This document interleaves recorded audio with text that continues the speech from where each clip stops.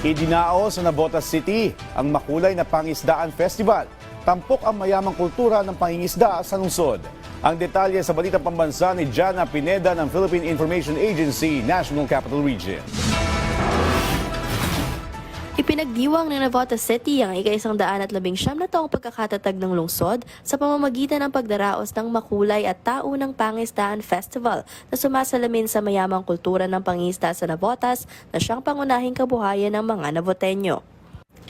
Bilang pasasalamat sa masaganang ani ng isda, nasa 500 kabataan mula sa iba't ibang pampublikong paaralan sa lungsod ang lumahok sa Pangisdaan Street Dance Competition na nagpamalas ng kanilang representasyon ng kasaysayan ng mga komunidad na nagpalago ng industriya ng pangingisda sa bansa.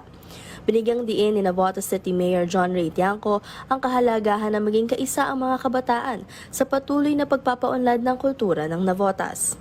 Napaka-importante na pakita po natin through their talents ng mga kabataan po natin yung nangyari na nakalipas at ngayon at yung magiging future po natin. At dahil yung mga kabataan po natin habang tumatanda sila, dapat malaman po nila kung saan nanggaling ang kanilang pamilya at yung kasaysayan ng kanilang lugar.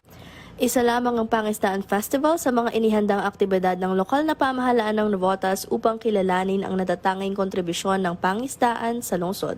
Hindi lamang ang mamahusay na talento ng mga Navoteño ang naipamalas dito sa Pangisdaan Festival, kundi pati na rin ang makulay na kultura ng Navotas bilang fishing capital ng bansa. Mula sa Philippine Information Agency, National Capital Region, Jana Pineda, Balitang Pambansa.